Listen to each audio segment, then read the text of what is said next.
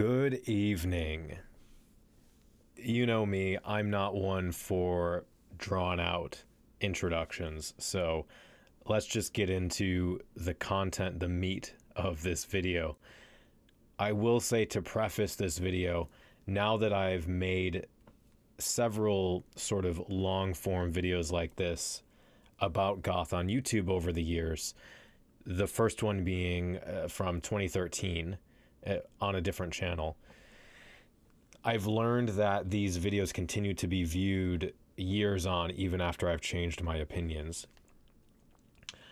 So I feel like I should mention that if you find my thoughts interesting or infuriating or valuable in some way, and you're watching this years, months after it is released, go ahead and subscribe to the Cemetery Confessions podcast, because that will be an ever-evolving, up-to-date sort of diary of my thoughts on issues like this. We have covered this topic many times in different ways over the last 7 years of the show, Cemetery Confessions, and I have changed my views back and forth on these issues. So I'm not arrogant enough to think that I've finally come to an enlightened conclusion that henceforth shall remain true. That said, the article that I'll be responding to primarily in this video is, I feel, dense with unsupported claims that deserve unpacking and exploration from the perspective that I come to these questions with. I also feel like this article reflects many comments I've seen on the internet, so I don't feel like it comes from nowhere. I feel like it comes from a section of the goth community, so the conversation will hopefully be valuable in that way. If you haven't yet read this article, I will link it in the video notes, so please go read that first. I'll do my best to put my thoughts into context of the article, but it will make more sense if you read it first. It's also short, and it's probably valuable to form your own opinion on what's written before watching the video. So with that said, the first quote that I'd like to sort of deconstruct and look at here is from early on in the article, where they say, "The goth movement of the 1980s was one of mystery," end quote. I don't know how old this person is, but I think we all tend to make a few errors when comparing decades past with the current decade. And it always comes from a place based in anecdotes, which is understandable in an informal setting, but I feel it leads to specious conclusions that are often informed by confirmation bias more than anything else. Usually, younger folks are looking at the 80s, or more specifically, the media documentation of the 80s. Obviously, that's cultivated through a specific lens, and romanticizing an era they were never there for. A more recent example of this that I've come across is the romanticization of the emo and scene subcultures of the early 2000s by Gen Z, which, as an example, because I was there, what that misses are the vicious rivalries between scene kids and emo kids, along with the fat shaming, the elitism, the homophobia, self-harm, and other problems that were rampant in those groups at the time. It's not just young people, though. Folks who were there can absolutely still reflect non-critically on and fondly on a time that has become nostalgic for them. When we have people who were there reflecting fondly on their youth, we tend to forget that when you're young, any culture you get into is going to be new and mysterious. And the more time you spend steeped in a culture, the more familiarity you acquire and the less mystery there is. I hear people talk about this all the time in the pagan communities and podcasts that I listen to, as this sort of ever evolving, as I grow old, how do I maintain the passion that comes with this discovery, this feeling of wonder and mystery, and feeling that everything is possible. So I think the theme of the loss of mystery that runs through this entire piece is unfortunately misguided. And if the author was involved with newer folks in the scene, I think they would see what I see, which is the excitement and passion and sense of esotericism that is still very much there for them. Another problem I think we run into when delineating today from the past is that subcultures of the past are viewed as stereotypical and homogeneous for the sake of simplicity. But the reality is this simplicity never existed, and what we're referencing is a distilled composite, a sort of abstraction of our own making, rather than an accurate reflection of the many contingencies and complexities of the time. In David Muggleton's book, Inside Subculture, he spends a lot of time addressing this biased reading of past cultural groupings.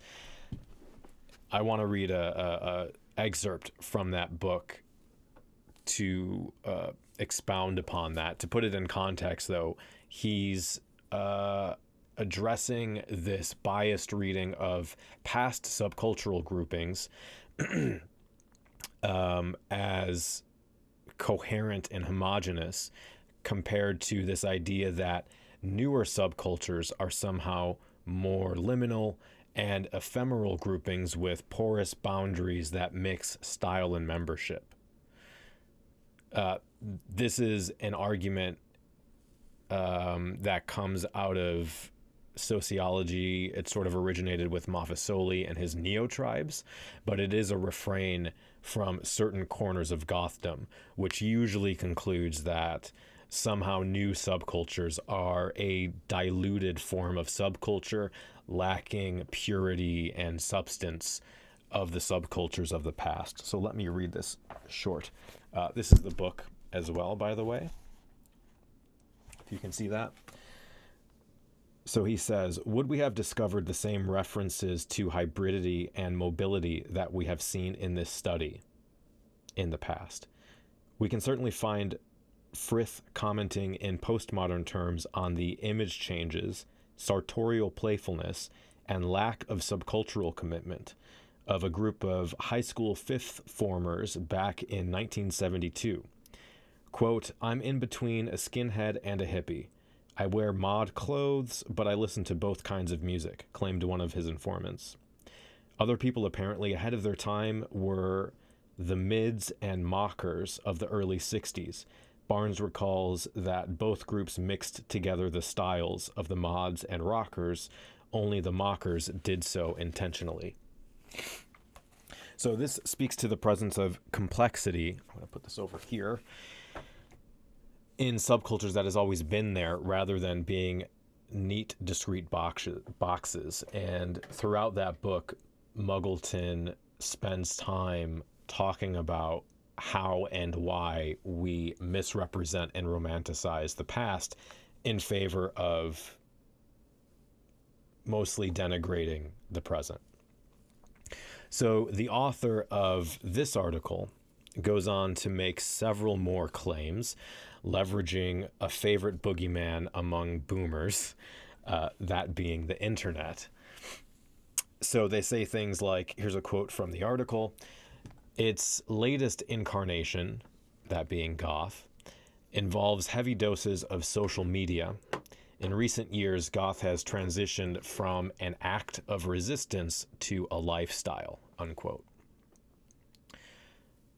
the obvious critique here is to say, name any current incarnation of anything that doesn't leverage heavy doses of social media, or to point out that claims of goth losing its subversive qualities have been going on for 20 years with no substantive evidence to back that up or to point to that change. But I'm going to come back to that in a second. Let's start with the second sentence, as it's one of my favorite pet peeves.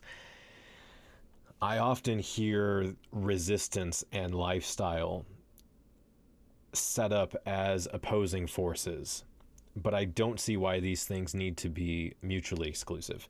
Why can't resistance be considered a component of a lifestyle? The author's fairly vague in this regard, but they do mention YouTubers and their dastardly revealings of the inner workings of their life for the opinions of quote unquote the average viewer. The YouTubers mentioned here are, of course, Toxic Tears and It's Black Friday. So what are we to think? That all goth YouTubers are like these two, or that these two YouTubers bear the collective weight of goth's supposed evolution into a lifestyle, or that a lifestyle is synonymous with the capitalistic glee those two produce unboxing videos and haul videos with, which we can assume is the antithesis of this incredibly vague resistance that's mentioned. Lifestyle in general, in today's language, kind of is a stand-in for consumerism, right? Having a lifestyle in a pejorative sense often refers to neoliberal capitalism and the marketplace. This is a very real concern for goth. Just like everything else in late-stage capitalism, goth takes part in these markets, which produce many negative side effects like identity politics and the atomization of the working class, both of which I've critiqued on recent episodes of the podcast, actually. So because this isn't a video about why I'm a communist, I'm going to skip over that criticism of the relationship of capitalism to goth, other than to say, when you do spend money, spend it on small creators. And while consumerism exists within goth, I think it would be hyperbole to claim the whole of goth experience has somehow been reduced to spending money on the internet. I'm going to have, hopefully, I think, extensive reference links in the notes for this video. So if you are interested in that, you can listen to my opinion on it, and I'll link some other sources as well that share a similar opinion to mine. The other common complaint about the internet is the one expressed directly after this in the article, going back to that neoliberal marketplace. The quote is, "Goth has become less of an organic movement and more of a calculated brand." I hear a lot of people complain that kids these days will buy an Instagoth kit from Killstar, listen to music that isn't goth, and call themselves goth. I'm going to dig into that a little more later on in the video, but I take that complaint personally because that was literally me when I was a kid. I bought my clothes from Hot Topic, and I was super into death metal and underground hip hop because when I was a kid, I just wasn't exposed to goth music. And the first few goth songs I had heard, I just didn't enjoy. And I never went farther than that. When I eventually found goth music that connected with me, it was like a kick in the eye. And I knew that that's where I wanted to be. That's where I belonged. But that took me many years. And I know if there were older goths online or in person telling me I was a poser and someone that was ruining the scene just because I enjoyed headbanging, I'd become super resentful, and I don't know if I'd be where I probably would be, but it would be a much more painful and drawn out process. Lifestyle to me, to go back to this, simply put, is the way in which we style our lives. But the style is both the corporeal ephemera that we adorn our bodies and our rooms with, and the way we shape our milieu. So our mannerisms, our ideologies, our behaviors and values. By that understanding, goth has always been a lifestyle, and resistance or deviance can absolutely be channeled through the way we live our lives. The ways we engage with the world give rise to new ways of being. Enactments which produce material changes and mobilize autonomous spaces of being and existence are resistant. They are subversive to other ways of being and other ways of existence.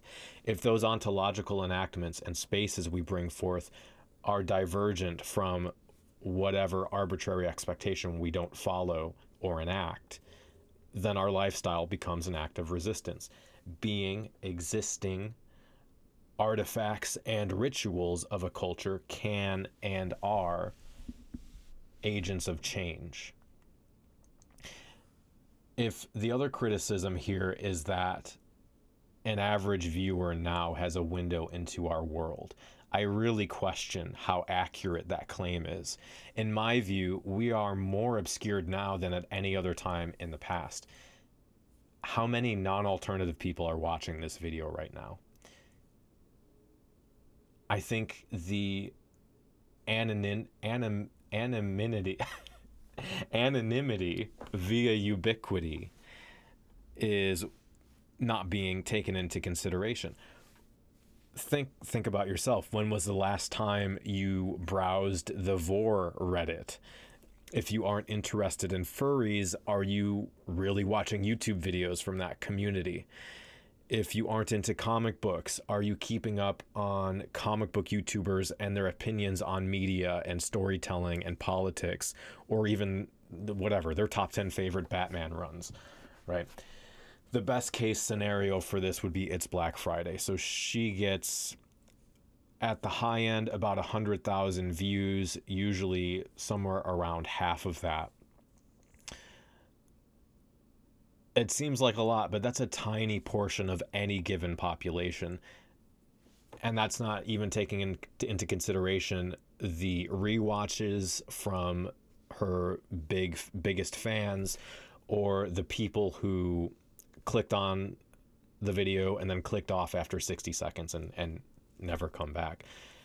The diversity of content available now and the way that algorithms serve up that content means we're less likely to see creators from outside our bubble.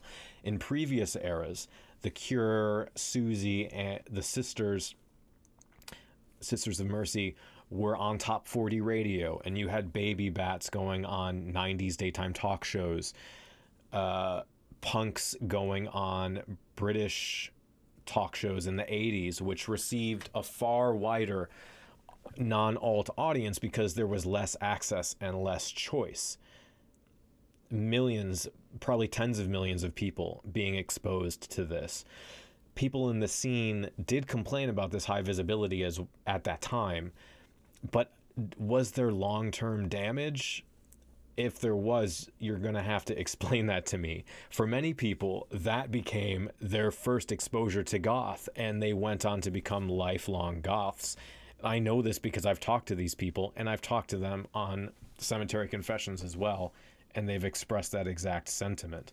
So what it seems we're doing, to me anyway, is essentially beating up on young people who are just discovering alternative culture for the first time and trying to make it their own, rather than encouraging these people to explore art and style like the generations before them. We're basically telling them to get fucked, right? Take your ball and go somewhere else.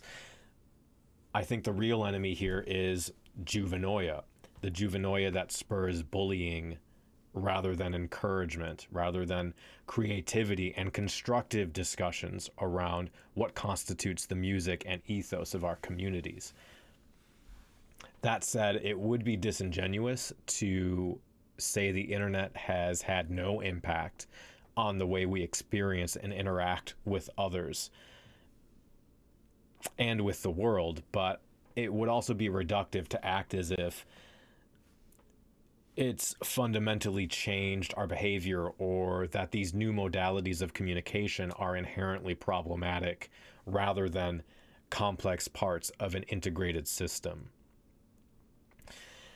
If I could identify the frustration and its causes and conditions, and maybe I'm wrong, but it seems to me the discomfort that arises from seeing goths or goth aesthetic played out on social media is the paradox of performing identity. So is sharing photos of your outfit more or less authentic than going out in your outfit? That's a complaint brought up in this article. You'll likely be seen by more people if you post online than if you go to a club, which for some people, that is a form of resistance, resistance to beauty standards. It reminds me of that meme where they're sitting on a bench outside and they say, that's the point, we're just reminding people of goth's existence. But the issue seems to be that the Instagram posts are more easily perceived as a performance of goth. These images are put online with little context, so it's easy for people to think that this person just put on makeup for a photo. And maybe that's true, maybe it's not. It seems irrelevant to me, considering that person may not have a friend group. They may not have a local club. I was actually just talking to Dusty from Vision Video last night, and he was telling me how much he loves playing these Midwestern shows in these small towns, because that's when you get to see all the freaks come out, because they have no other outlet, right? They're isolated. So for them, the internet very likely serves as that outlet. They may suffer from anxiety or depression, or have some other disability that makes it difficult for them to go out. Their parents may restrict what they can do. They may use Instagram as a coping mechanism for poor self-esteem, or they may just find joy in creating an aesthetic, which for them is art. In my view, the performance of social media is equivalent to the performance of ourselves in public. When it's a static image or video, it's easier to deconstruct the performance. But in reality, we are always performing. I am performing right now, and that is what makes the identity real.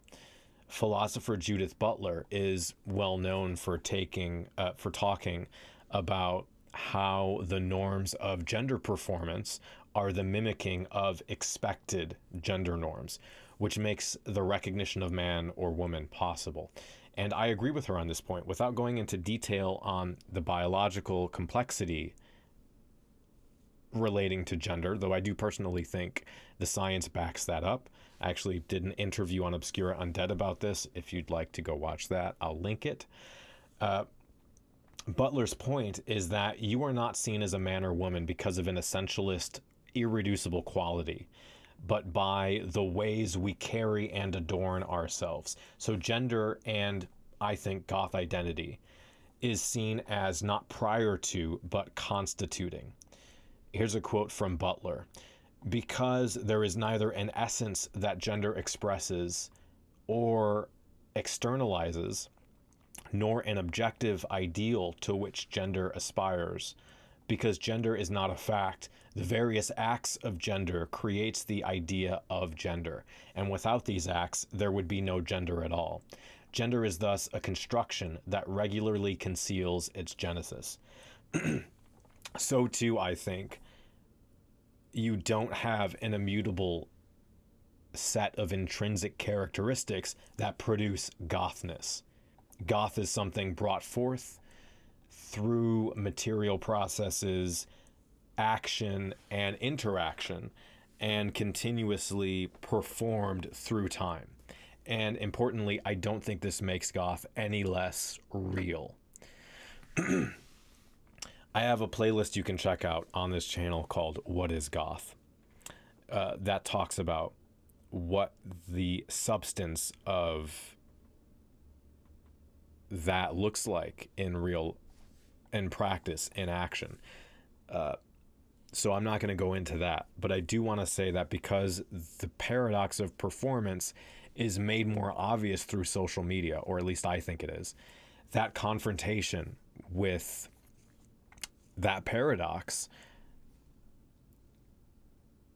and what it means to have a genuine identity becomes more prevalent, and that tension can lead to frustration or animosity.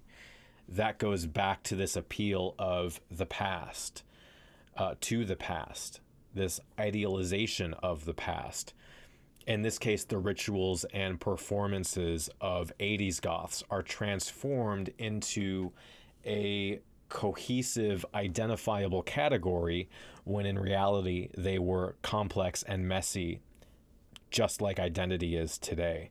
We end up venerating a romanticized and homogenous construction of the past, which never really existed, and then denigrating the abstracted modern as pablum for the masses.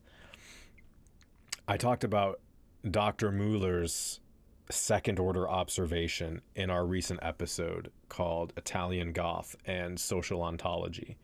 And he posits that through performance, identity is experienced as no longer a performance, but as genuineness. And genuineness is given rise through construction. There's a lot more nuance to that, and my answer to the question of what then constitutes the bringing forth of identity, and by extension goth identity, is answered in episodes and videos I've done before. So I won't repeat myself in that arena, other than to point out that the division of online presentations of identity from in-person presentations of identity are not as distinct as we make them out to be, in my opinion. On that Italian Goth episode, I also talk about authenticity, which I think is something you should go listen to. I'll try and link it with a timestamp, because there's this idea that sincerity of an identity is found through a rigid essentialism, and that's often expressed as a litmus test for goth identity.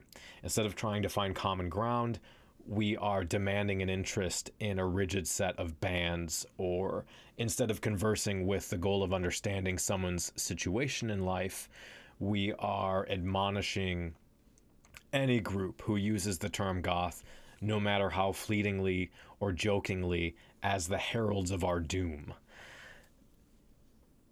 This, I think, often completely misses the point and the context being made by those people. It puts the power of goth, of what goth is, into the hands of people outside of our community, and it directs anger often at Gen Z, who are often utilizing absurdism or actually providing a compliment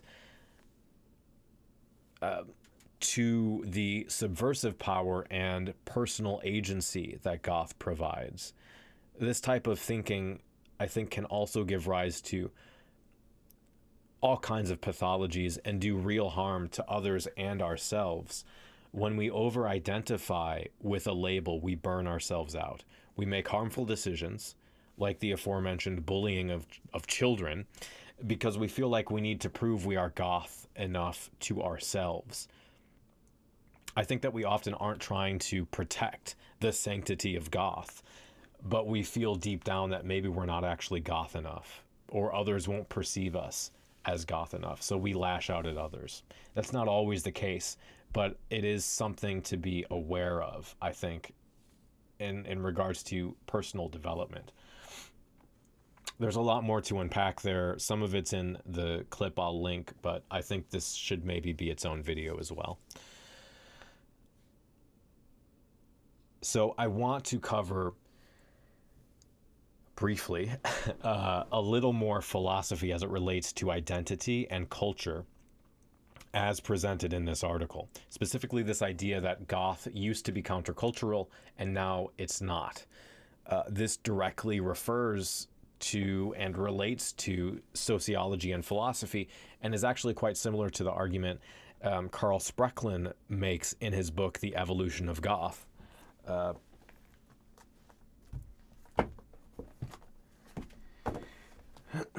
do believe The Origins and Deeds of the New Goths.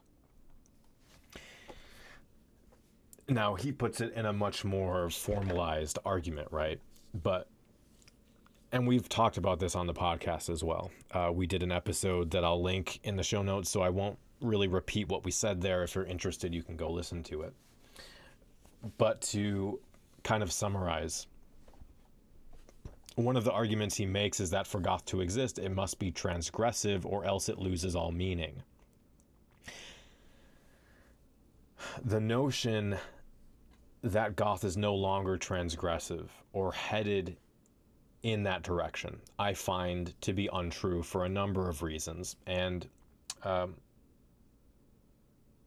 actually, if Trey were here, he would point out that identity doesn't have to be transgressive to be meaningful or to have value. But he's not here, so it doesn't matter. So before I share the ways that I feel goth is transgressive now and simultaneously was a lifestyle during its inception, I want to mention where I diverge from Sprecklin and his theoretical framework. And I will try and keep this very brief. Again, I'll link the other episode in the notes. So Sprecklin relies largely on a structuralist framework a la Adorno and Habermas from the Frankfurt School of Sociology, which conceives of social structures as fixed hegemonic social forces.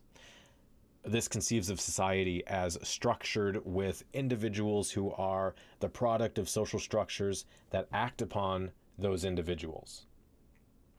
So the social structures themselves are acting upon those individuals, which gives context to why he thinks transgression is core to goth.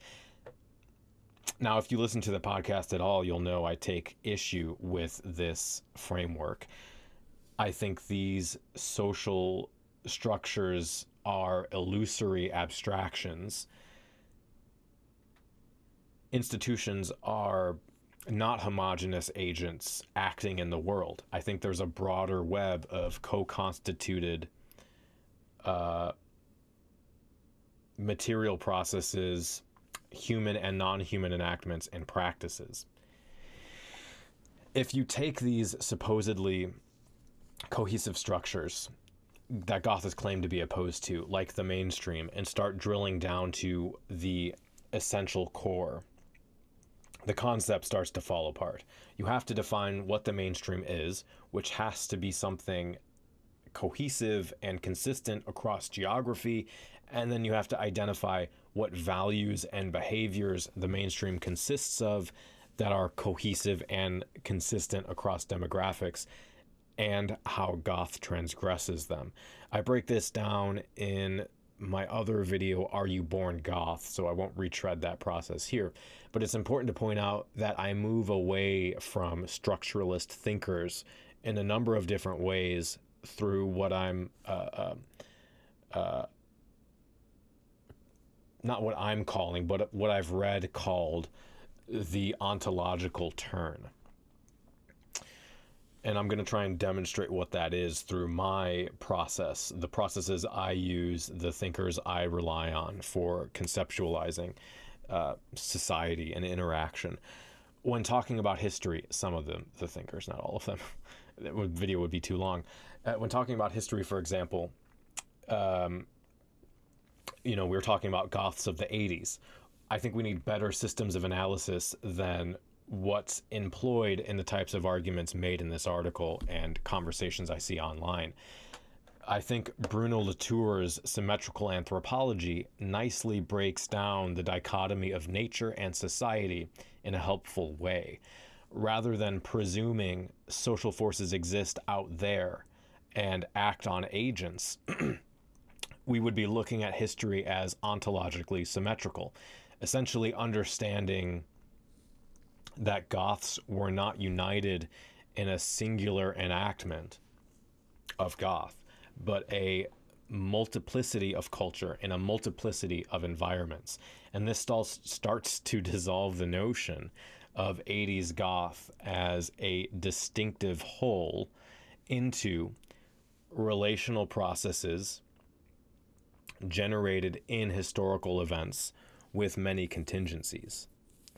And I think these moments in time are importantly not static, but dynamic, both at the time and in relation to the person observing and analyzing that moment. So now I want to bring in, again, briefly, Nietzsche, because these readings of historical events and groups are often phrased as objective truth. These things happened. This is the way they happened. Also, though, because I've talked about the complexities of what my friend and academic, Paulo de Jesus, calls the ontologizing of epistemic claims. I've talked about this on the podcast before. I don't want to repeat myself. I'm trying to find a different angle to come at it, so I'm going to utilize Nietzsche. Nietzsche uncovers these objective truths as not fixed, insipid realities, realities of fact, but rather revelations of contingencies. For example, this article says Goth as a whole was, quote, easily identifiable movement of rebellion. So the interpretation here is Goth's rebellion was necessary. Without rebellion, Goth would not be Goth. Whereas in my view, and I think in Nietzsche's view, though again, I'm just an idiot on the internet, perceived rebellion of Goth was contingent. It was part of a group of events that were related but not causal. If Goth depends on rebellion, that means Goth is determined by rebellion, whereas being contingent or incidental to the multiplicity of enactments means rebellious acts of Goth and Goths are not necessarily true or false in ways that cause Goth. They just are. This, I think, changes our understanding of what Goth is and what we think Goth must be. So we see Goth historically as interactions upon interactions, which I think begins to touch upon the complexities happening here. We can then conceive of Goth as something we continually bring forth and create the boundaries for, contingent to members and ecology or environment. This is also related to Ted Schotsky's practice theory, which is a core framework of the book Italian Goth, which I also have as a prop so you don't have to stare at me this entire video. Again, I won't go into this too deeply because we talked about this on the podcast, but relevant to the metaphysics of the discussion in this video, he conceives of social structures not as hierarchical, but as flat relational bundles of doings and sayings. So there are a number. So there's a few examples of theorists which I think deconstruct the frameworks of social interaction in ways that undermine arguments around Goth being necessarily rebellious. But again, if you want further explication of those, specifically Schotsky, which I think is a very interesting theorist, listen to that episode. All right, I'm going to move on and talk about why I think Goth is still rebellious today, even though this article claims it's not, or at least on the way to not being rebellious, and why rebellion has not necessarily been a core identifying feature of Goth from the start.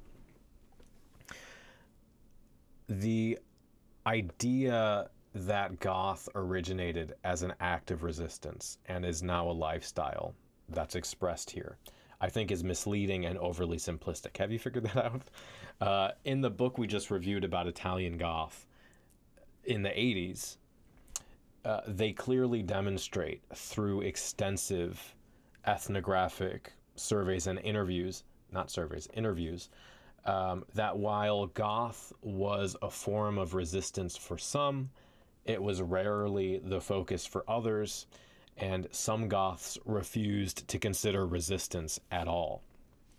You also have interviews from the 80s. I will link an example of one of these, YouTube video, in the notes, where goths express their interest in goth as clothes, fun, and personal expression, not as a statement of resistance or subversion, which nicely illustrates my earlier point about history and historicity, that cultures and institutions are not monoliths, but complex, interactive, and diverse.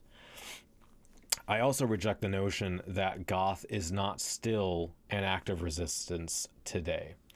And while I don't conceptualize resistance as an agent acting against a structure, which is acting against the agent, like a mainstream, which I've already said is sort of a fallacy to, I think, to reify, because it's an abstraction of many diverse component parts. And I don't think that adds up to some agentic cohesive whole. But when we talk about ontologies acting with and against each other, simply existing as a goth can be a form of resistance depending on immediate context. So as we emphasize one way of being through our artifacts and practices and rituals, ways of speaking and carrying ourselves in public, the very act of existing emphasizes one way of being, promotes one way of being, and therefore minimizes others, especially when we're talking about social movements or club spaces that are highly curated, but also in day-to-day life. So existing tacitly becomes a form of resistance through the complexities of interactions and material processes found around us, and those nexuses of change can and do cause reactions and change moving out into other ontological domains in spatially coexistent and interdependent ways. There's a big long $10 sentence. This is all kind of sloppy philosophy, I think, but in a more direct, to say that in a more direct way, if I go out dressed as I am, acting as I am, my mere being, my mere existence, which others seek to minimize, combats and challenges that minimization. Hopefully that's a clearer way of saying that, though less precise, I think. When it comes to fashion, as presented in this article, the idea that goth of the past was simple, and goth of today is overly complex and ornate, I think is just simply false. So I'm going to read a quote in this article at some point about where they bring up this idea that goth dress of the past was simplified and goth dress today is too involved for people, which keeps people out of the scene because they feel like they have to be in extreme regalia all the time in order to be goth. So for goth of the past, all you have to do is look at photos of the Batcave from Mick Mercer, right? Daniel Dax, Specimen, Alien Sex Fiend. The audience as well, though, was ornately decorated. Actually, I do have one of his photo books down here. See if I can flip through this for you while I speak to make a more interesting video. Andy Sexgang talks in interviews about how the show was as much in the audience as it was on stage. If you look at photos in Somewhere Leather, Somewhere Lace, let me grab that. Um, if we just grab random, random pages, right? These are goths of the 80s, right? These are not just simple outfits, right? You can look at, I don't have the book, California Death Rock Portraits, but I've seen photos from there from goths of the 90s. There's a plethora of intense and extreme DIY looks happening. In fact, the video I just referenced earlier, one of the interviewees, this was in '83 in London, mentions that it takes them 5 hours to get ready before going out. You can read Phantoms, another prop. This has no it has no pictures of people, but you can read all about the extreme fashion in the burgeoning death rock scene. And performance art that played heavily into especially stuff Christian Death was doing, but all of those death rock bands and the people in the scene. So what's the counter argument to that then? Because there isn't one in this article. It's simply a claim with no evidence. You could say, well, what we're seeing is a biased documentation because extreme looks will always attract more attention. So it's hard to get a clear picture of how prevalent extreme fashion was versus simple black outfits. And you know what? You're right. Now apply that logic to today. What are you basing the notion that goth fashion today is extreme on? You're basing it on the Instagram influencers and curated photo sets that you say are part of the problem. The marketing of companies selling clothing that you say are part of the problem. If these people aren't actually goth, they're irrelevant to whether or not goth is transgressive or simple or complex. What about the fashion of actual goths today? People that you know, or people that are part of your local scene. What do you see? Why don't I hear people making complaints about what they see when they go out to a goth club and what people are dressed in? Could it be because they don't participate in a local scene? I can tell you from my experience, the entire spectrum of goth attire, from jeans and a shirt to impeccably intricate works of art, will be at any given event in Chicago. But the folks who are just as important to the scene, that show up in a Killstar dress or a Killstar top or some black clothes from H&M, or their work clothes because they just care about the scene and they just got off work, they're not going to be shared and seen as much as the more extreme looks are. So to reference what the article says, here's the quote. Contrasted against the much simpler styles of the 80s and 90s, many modern goths put hours into elaborate makeup and outfits. Often they will turn to well-known online goth stores rather than making their own clothes or buying them secondhand, end quote. They then say this complexity leads to arguments that, quote, you don't have to dress goth to be goth, and, quote, it is unreasonable to expect people, especially adults, to put this much effort into their appearance every day, unquote. Hey, I have a video about that too.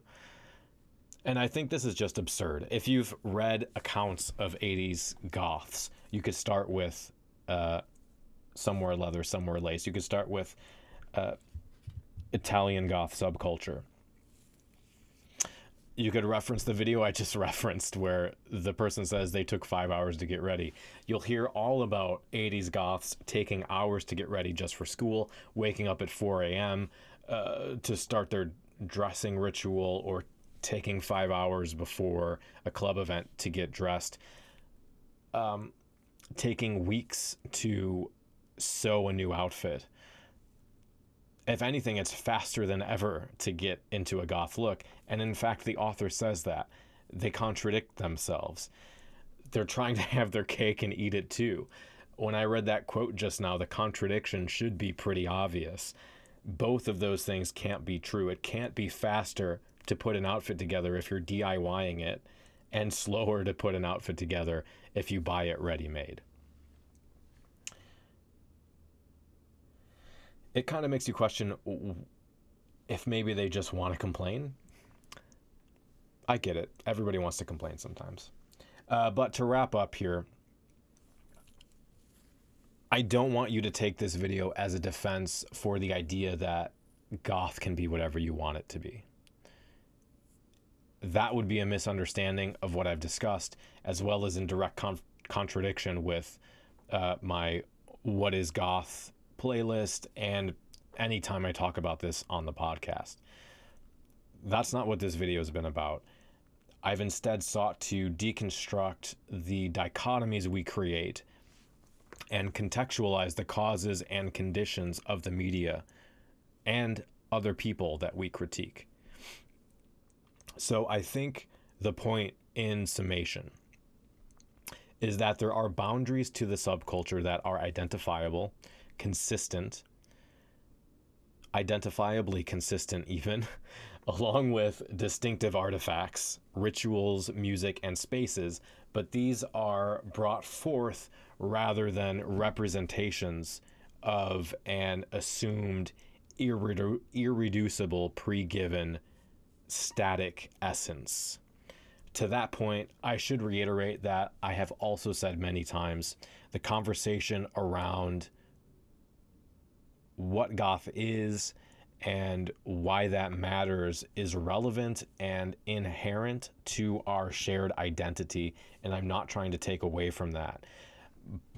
But I also think the tight grip of complete control that I see some people exerting on often literal children reminds me a lot of parents who think if they force their kids to do something a specific way, they'll eventually agree with them. And that's just not how it works. So this video has been quite the journey. This is the longest video of my face I've ever done before. I apologize for that. This video, these other videos, the podcast episodes take a lot of time and effort to make and would never exist without the support of the amazing folks on Patreon. So from the bottom of my heart, thank you for supporting everything we do and I think fostering a healthy, meaningful discussion around the community that we all hold so dear. Also, special thanks to Trey for reading over a earlier draft of my notes while I was in bed, stricken with illness for a week, which delayed the production of this video. But thank you so much for listening. Thank you for spending time here.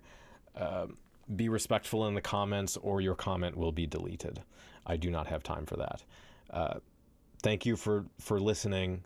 I hope you enjoyed this, and until next time, stay dark.